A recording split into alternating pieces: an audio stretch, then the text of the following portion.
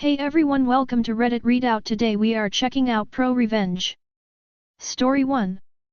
Saved my friend's job and burned my creep of a boss. So this is a story I have only shared a few times but always wanted to write down. It's long, so there is a TLDR at the bottom. When I was in college some 10 plus years ago, I worked for my university as a resident advisor in a dorm. It was a student job that afforded me a place to live in exchange for managing a floor in one of the student housing buildings on campus. The job itself was fairly basic and consisted of helping students with housing issues, maintaining an office hour MF, having a duty weekend once a month and enforcing university policy. While I initially took the position for the housing, the dorm community aspect ended up being fairly enjoyable. Most of the policies of the university housing were common sense: no loud music after 9 p.m. or running in the building, etc. If someone was found breaking the rules, you would tell them to stop and document it in case the issue became a habitual. There were some rule infractions that also came with fines, such as smoking inside or damaging physical property. One of the policies that had a fine attached was getting locked out of your dorm. If you needed to be let back into your dorm, the university would fine you $25, and if you actually lost your key, then you would be charged $500 to recore the door lock. The first year I was an RA, I never charged a student to get back into their dorm. I thought it was a bad policy, as being a poor student myself, I understood what $25 could mean to someone. The building's resident manager, my boss, at that time was about to graduate and didn't care if we charged them to get into their room, and so everything was good. However, in year 2 I have my first meeting with the other RA's new RM, we will call him Doug. Doug was one of those people who was immediately overly friendly, and because he was a friend felt like he could come into your personal space. Stuff like touching your shoulders or arms while talking to you. It was in this first meeting that he assigned out all of the master keys for the building. He had 2 keys for each floor, which were inside a zipper binder along with a key log consisting of the key's serial number and RA it was assigned to. This will become important later. He gave us each one of the keys and then placed the second on a duty set of keys, which were checked out on the weekend by the pair of RAs on duty. While the university policies for a student losing a key were bad, the policies for an RA losing a master key are worse. If you were to lose a master key, you would be terminated, thus losing your housing, and you would be fined the cost to recore each door on your floor, $12,000. While we all already knew this, I recall how much time Doug specifically spent reiterating this fact to us in this first meeting, and how he was no longer responsible for the keys since we now had them. Several weeks into the semester, I am conducting duty rounds in the building with another RA whom I am friends with. We will call her Brittany. Brittany is very smart, assertive, and always a laugh, so I loved working duty with her. This day, however, Brittany seems a bit down. After a bit of prodding, she confides in me that Doug has been making her uncomfortable and that he kept touching her.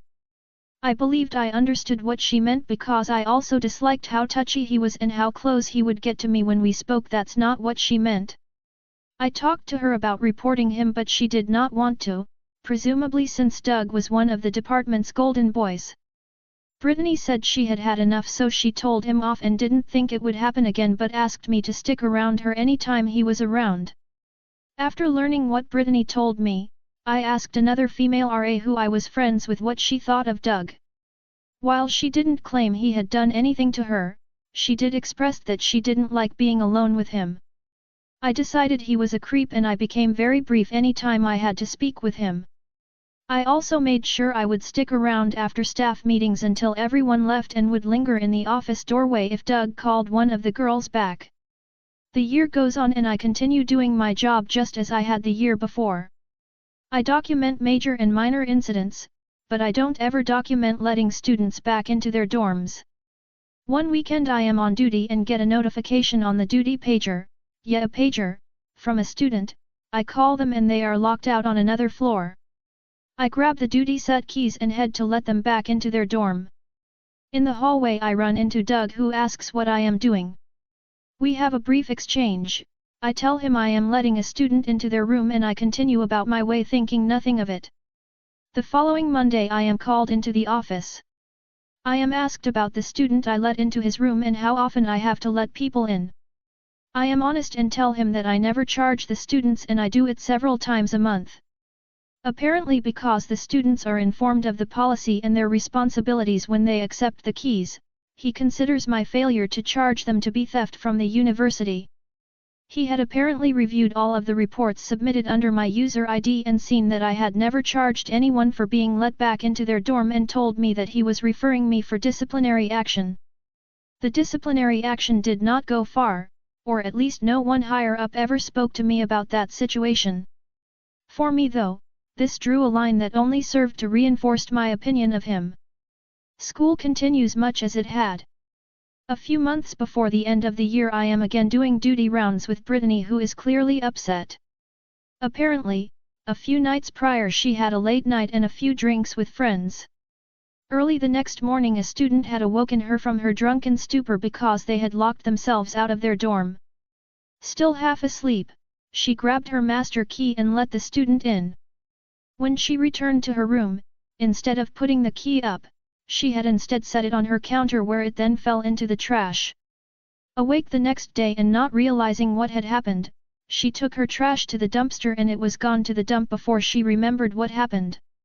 Brittany couldn't afford to lose her job, housing, and being fined $12,000. She was at a complete loss as what to do. After considering the consequences of reporting what had happened and deciding that was a bad course of action, we brainstorm and decide that we need to find a way make a new key without anyone knowing. We didn't have long to act either as each day ran the risk of a random key check by Doug. The university keys are made on a key blank that are not readily available at the local shops, presumably for this exact reason. So we scoured the internet looking for a copy and ended up finding one that looked like a match. However, the website's picture was just a silhouette of what the key's outline looked like, so we weren't 100% sure. It was our best option, so we ordered it. A plan was born. With our key blank en route, we decided that we would take the second master key on the duty set midweek, when it's not being used, and take it somewhere to make a copy. The next problem was once we had a working copy of the key, we would still need to find a way to get the key's serial number back on the copy. Luckily, Brittany knew someone with hammer stamps we could use to imprint the numbers on the key, and I somehow remembered the binder that Doug had with the serial numbers.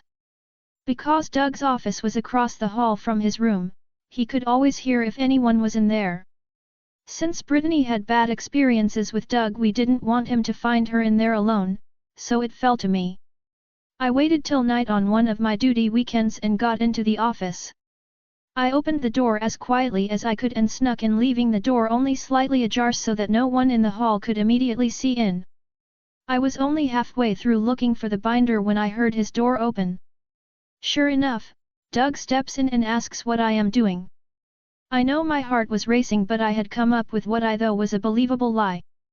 I told him I had to use the university computer in his office to file an incident report because my laptop wasn't working. The lie was good enough and he bought it, leaving me alone to continue my search. It only took a few minutes before I found the binder and got the key number assigned to Brittany. I went ahead and filed a bogus report on a minor infraction in case Doug checked and was out of there. Each day we waited to see if the key blank would arrive. The plan hinged on this key, and it was exhilarating feeling the plan beginning to come together. When it finally came, it was a perfect match except for the large key brand stamped across it. There wasn't a way to cover it up and it was too noticeable to pass as a real key. The whole plan seemed to fall apart. We decided we would still make a copy on this branded blank so that if Brittany needed to use the key, she could do so without being discovered not having her master key. Brittany waited till midweek and took the second master key off of the duty set to use to make a copy. Once she had it, we talked over the plan and joked about how nice it would be if we could just change the numbers on the second key to match the serial number of the first. While that seemed like it probably wouldn't work, we decided to look at how many numbers would have to be changed. It was 0. In our first meeting where Doug had assigned us keys, where he stressed how we would be fired if we lost these keys, he had accidentally issued Brittany his copy. We realized we didn't have to do anything else and Brittany put her master key in her lockbox. After 2 weeks, no one had noticed that the duty set was missing a key. Because we were tired of waiting, we had a student pretend to get locked out while Brittany was in town. The responding RA didn't have a clue and was confused why none of the keys worked, and they called up Doug. Doug couldn't seem to get any of the keys to work either, and so he called Brittany back to the dorm, so that he could use her master key. A task in which she was happy to assist. When everyone realized a master key was missing, the big bosses got involved. There was a complete building search, a search of dorm rooms and multiple interviews of each RA. None of the RAs knew anything but Brittany and I, so we feigned ignorance along with everyone else. I believe they suspected Brittany initially, but when she was able to produce her correct master key, their demeanor with her drastically changed. The floor got recorded as you would expect. They never did figure out where that key had gone and thus couldn't justifiably charge anyone for the incident. We had a meeting where they basically chewed all of us out about keys and the importance of their security. While the meeting was for us all, a heavy emphasis was clearly directed towards Doug. Apparently, as part of his position, he was required to complete a key log each day to make sure that the keys on the duty set were accounted for. Unfortunately, he had not been doing so, and there was no way to tell how long the key had been missing.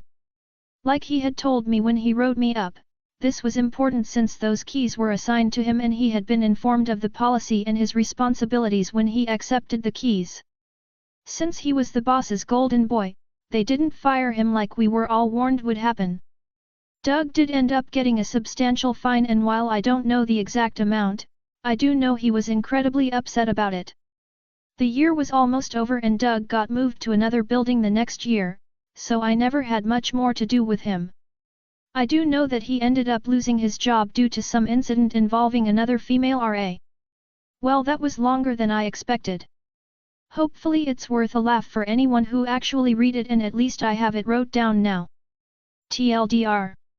While in college as an RA, I have a creep for a boss.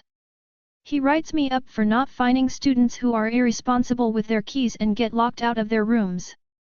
My coworker loses a building master key and is going to lose her job, housing, and be fined $12,000. We discovered that our boss had accidentally assigned his key to my friend and was in possession of the key assigned to her. Since he was irresponsible with assigning the keys, we are able to recover her key from him and he got held accountable. That's all for today. Please don't forget to like and subscribe.